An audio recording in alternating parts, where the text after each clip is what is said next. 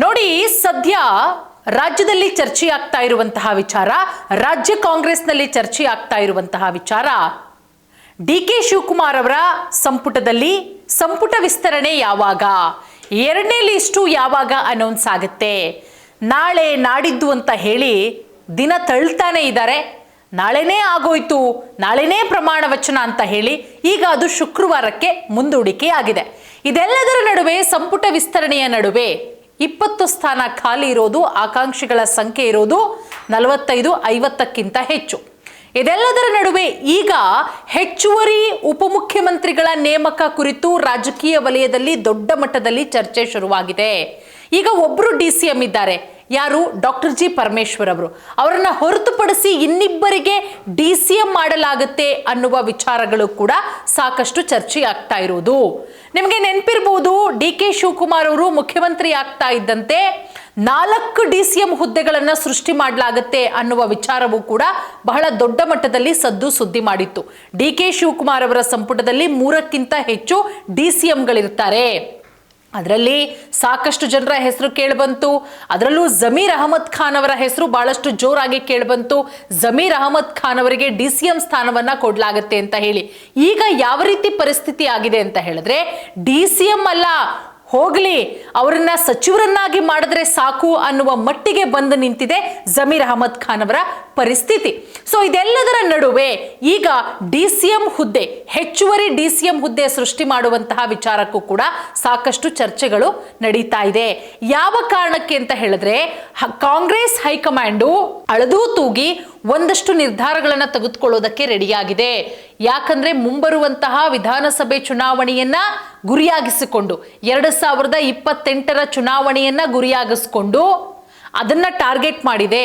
ಯಾವ ರೀತಿ 2023ರ ಚುನಾವಣೆಯಲ್ಲಿ ಕರ್ನಾಟಕದಲ್ಲಿ ಕಾಂಗ್ರೆಸ್ ಪಕ್ಷ ಮ್ಯಾಜಿಕ್ ಮಾಡ್ತೋ, ಅದೇ ನಿಟ್ಟಿನಲ್ಲಿ 2028ರಲ್ಲೂ ಕೂಡ ಮ್ಯಾಜಿಕ್ ಮಾಡಬೇಕು. ಆ ಕಾರಣದಿಂದಲೇ ಸಂಪುಟ ವಿಸ್ತರಣೆಯ ವಿಚಾರ, ಮೊದಲನೇ ಲೀಸ್ಟ್ ಬಿಡಿ, ಅಷ್ಟೊಂದು ನುಂಗಲಾರದ ತುತ್ತಾಗಿ ಪರಿಣಮಿಸ್ಲಿಲ್ಲ. ಅದರಲ್ಲೂ ಒಂದಷ್ಟು ಹೆಂಗಾಯ್ತು ಅಂತ ಹೇಳಿದ್ರೆ ಹಗ್ಗ ಜಗ್ಗಾಟಗಳಾಯ್ತು. ಹಳಬರನ್ನೇ ರಿಪೀಟ್ ಮಾಡಿ ಯತೀಂದ್ರ ಸಿದ್ದರಾಮಯ್ಯ ಅವ್ರನ್ನ ಕರ್ಕೊಂಬಂದು ಕೂರಿಸಿದ್ದಷ್ಟೇನೆ.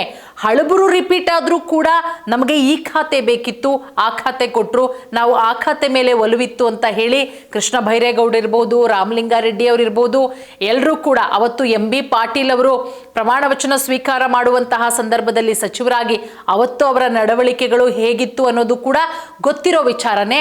ಹಾಗಾಗಿ ಎರಡನೇ ಲಿಸ್ಟ್ ವಿಚಾರದಲ್ಲಿ ಕಾಂಗ್ರೆಸ್ ಹೈಕಮಾಂಡು ಅಳದು ತೂಗಿ ಒಂದು ಲಿಸ್ಟ್ ಅನ್ನ ರೆಡಿ ಮಾಡಿಕೊಂಡಿದೆ. ಹಾಗಾಗಿ ಡಿಲೇ ಆಗ್ತಾ ಇದೆ. ಯಾಕಂದ್ರೆ 20 ಸ್ಥಾನ ಖಾಲಿ ಇರೋದು, ಆಕಾಂಕ್ಷಿಗಳು 40ಕ್ಕಿಂತ ಹೆಚ್ಚು ಜನ ಇದ್ದಾರೆ.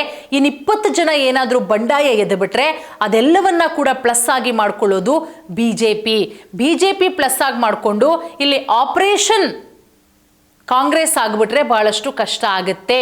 ಇವರನ್ನ ಇಲ್ಲಿ ಅಸಮಾಧಾನಿತರನ್ನ ಎಳ್ಕೊಂಡ್ಬಿಟ್ರೆ ಮುಂಬರುವಂತಹ 2028ರ ಚುನಾವಣೆಯಲ್ಲಿ ಸಿಕ್ಕಾಪಟ್ಟೆ ಡ್ಯಾಮೇಜ್ ಆಗುತ್ತೆ ಅಂತ ಹೇಳಿ, ಹಾಗಾಗಿ 2028ರ ಚುನಾವಣೆಯನ್ನ ಗುರಿಯಾಗಿಸ್ಕೊಂಡು ಲಿಂಗಾಯತ ಹಾಗೆ ಎಸ್.ಟಿ ಸಮುದಾಯವನ್ನ ಸೆಳೆಯೋದಕ್ಕೆ ಕಾಂಗ್ರೆಸ್ ಹೈಕಮಾಂಡು ಸಿಕ್ಕಾಪಟ್ಟೆ ಪ್ಲಾನ್ಗಳನ್ನ ಮಾಡ್ತಾ ಇದೆ ಅನ್ನುವಂಥದ್ದು.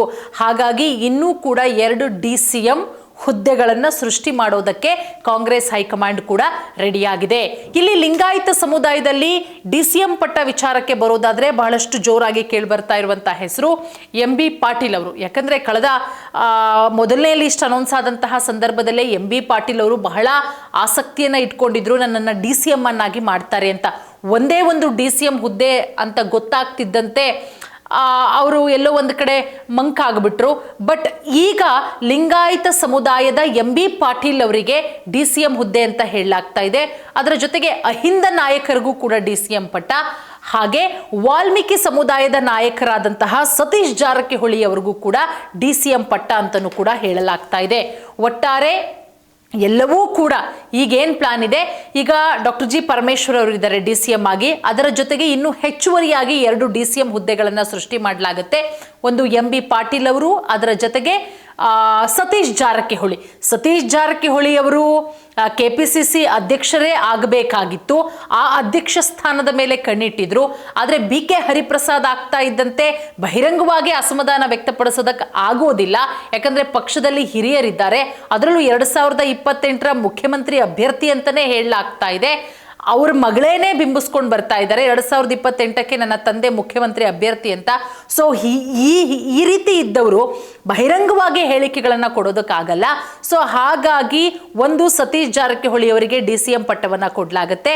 ಅದರ ಜೊತೆಗೆ MB ಪಾಟೀಲ್ ಇಬ್ರು ಕೂಡ ಜಾತಿವಾರು ಸಮುದಾಯವಾರು ಎಲ್ಲವನ್ನ ನೋಡಿ ಅಳೆದು ತೂಗಿ ಕಾಂಗ್ರೆಸ್ ಈ ರೀತಿಯ ನಿರ್ಧಾರವನ್ನ ಮಾಡಿರೋದು. ಸೊ ಹಾಗಾಗಿ ಎಲ್ಲದಕ್ಕೂ ಕೂಡ ಉತ್ತರ ಇನ್ನೊಂದು 2 ದಿನದಲ್ಲಿ ಗೊತ್ತಾಗುತ್ತೆ. ಧನ್ಯವಾದ.